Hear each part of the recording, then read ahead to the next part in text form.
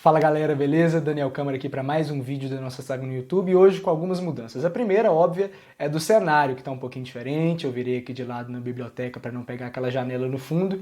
E hoje é que a nossa semanal vai sair um pouco do script. Não vai ter a mesma estrutura de sempre, talvez seja um pouquinho mais longa, mas por um motivo que eu acho justo.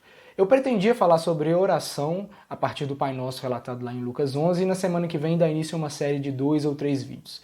Mas na última semana surgiu um assunto bem delicado e polêmico que tomou conta das redes sociais e conversando com algumas pessoas achei por bem tratá-lo aqui. Para os fins desse vídeo eu chamo esse assunto de a prostituição do Instagram. Então vamos lá. Antes de tudo eu queria deixar claro que eu não vou falar sobre todos os problemas envolvendo imoralidade sexual, redes sociais e cristãos. Se você quiser que eu fale um dia sobre as blogueiras supostamente fitness ou sobre os problemas que existem em algumas letras de funk, vai lá na terça-feira no meu Instagram, na caixa de perguntas que eu abro, e manda uma pergunta pro Lança Braba que eu vou ter o maior prazer em respondê-lo. Mas hoje, para não fugir muito do assunto, como o tema é muito específico, eu não vou ficar perdendo muito tempo com esse tipo de discussão. Bem, esse vídeo foi motivado por um cara chamado Dan Bilzerian. Até terça-feira passada eu não conhecia quem era, fui pesquisar e descobri que é um jogador de pôquer e empresário lá dos Estados Unidos, que é famoso por um estilo de vida um tanto quanto peculiar. Como assim? Ele tem uma legião de seguidores nas redes sociais em que ele posta fotos cercados de várias mulheres nuas ou seminuas em posições bem degradantes. E com degradantes aqui eu quero dizer bem grotescas mesmo. Tem até uma foto que circulou nas redes sociais dele usando uma mulher nua numa piscina com mesa de aperitivo, uma coisa deprimente. E obviamente isso gerou um tumulto nas redes sociais, de gente revoltada com esse tipo de coisa, principalmente no Instagram e no Twitter.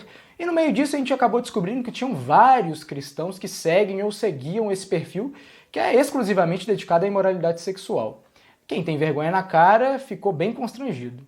E por que esse constrangimento? Bem, porque a caixa preta foi aberta. Ficou público que alguns cristãos têm consumido e admirado um conteúdo bem explícito, para ser bem leve na expressão, e que rebaixa muito a figura da mulher. E o problema aqui não é se aquelas mulheres concordaram ou não em serem registradas daquela forma. O problema é que tem gente dentro da igreja enxergando as mulheres daquele jeito. Eu conversei com várias mulheres cristãs durante a produção desse roteiro, e a sensação que elas têm diante disso é que muitas pessoas dentro da igreja enxergam elas como um pedaço de carne.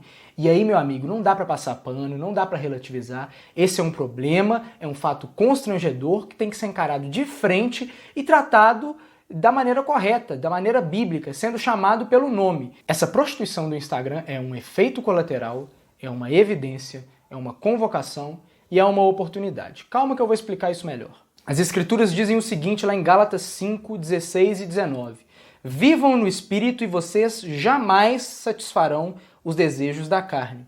Ora, as obras da carne são conhecidas e são imoralidade sexual, impureza, libertinagem. Consumir esse tipo de conteúdo que beira pornografia é a consequência de não viver no Espírito.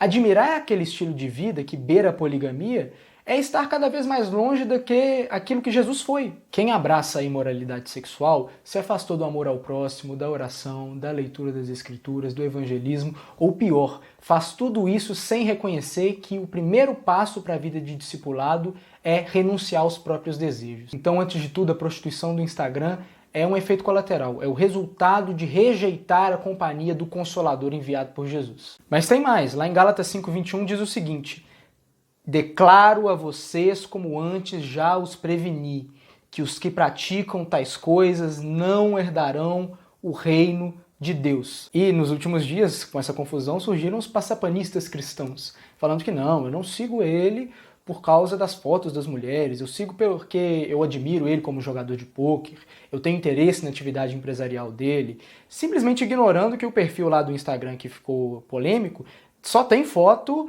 das mulheres sendo tratadas como objetos e troféus do cara, mas tudo bem. E meu amigo, não tem jeito, você acompanhar aquele tipo de conteúdo é abrir as portas do seu coração para que a imoralidade sexual entre influenciando e moldando a sua visão, os seus comportamentos, os seus pensamentos. E isso demonstra que você tem dado ao pecado uma posição de grande importância, de certa influência e controle sobre aquilo que você faz. E não se engane, isso é o que eu chamo de prostituição do Instagram, e isso é uma evidência contra a sua fé. Porque quem convive com tranquilidade, acompanhando, pensando e sonhando com esse tipo de conteúdo, não vive ou nunca viveu debaixo do governo do Deus três vezes santo. E a palavra de Deus vai além, lá em Judas, versículos 22 e 23, dizendo o seguinte: e tenham compaixão de alguns que estão em dúvida, salvem outros arrebatando-os do fogo, quanto a outros sejam também compassivos, mas com temor, detestando até a roupa contaminada pela carne. Satanás é perverso e o pecado ainda mexe muito com a nossa cabeça. Há quem encontre seu ponto fraco lá naquelas fotos que o Dan Bilzerian posta. Há quem lute e batalhe muito para fugir desse tipo de coisa. Como que a gente deve lidar com isso? O Pai nos amou quando nós ainda éramos nojentos. Hoje nós comprovamos o nosso amor por Ele, amando e cuidando das pessoas, apesar das suas nojeiras. Para o cristão, a prostituição do Instagram é uma convocação para que a gente se una, falando contra o erro, pregando o arrependimento e chorando com aqueles que lutam contra isso. E a Bíblia ainda diz o seguinte, lá em Filipenses 4:8. Finalmente, irmãos, tudo o que é verdadeiro, tudo o que é respeitável, tudo o que é justo, tudo o que é puro, tudo o que é amável, tudo o que é de boa fama, se alguma virtude há e se algum louvor existe, seja isso que ocupe o pensamento de vocês. Quem corre atrás de cenas provocantes são os tarados, os cristãos correm atrás de coisas boas. Se o seu Instagram só te oferece lixo e te faz tropeçar, vai para outro lugar. Você pode substituir o seu feed por alguma das playlists aqui do meu canal, com mensagens que vão te edificar, que vão falar o seu coração, que vão elevar a sua alma. Você pode parar de seguir aquelas blogueiras supostamente fitness e ficar olhando as fotos de biquíni dela e começar a ouvir, por exemplo, o reverendo Antônio Carlos Costa, que tem um canal no YouTube, tem podcast no Spotify também. Para o cristão, a prostituição do Instagram também é uma oportunidade de criar vergonha na cara e perceber que Deus nos criou para muito mais do que um impulso sexual distorcido. Esse momento vergonhoso é um alerta. As mulheres estão quase que gritando aquele lema do Dr. Sérgio Moro: prezado, não estou à venda. Mulher nenhuma é um quadro para alimentar o seu tesão. Em todas elas nós vemos vestígios do caráter perfeito de Deus.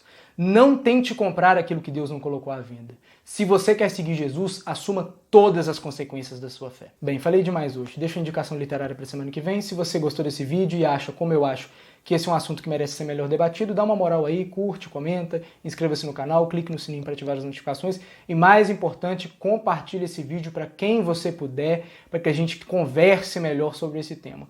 Um abraço e até a próxima, que Jesus te abençoe.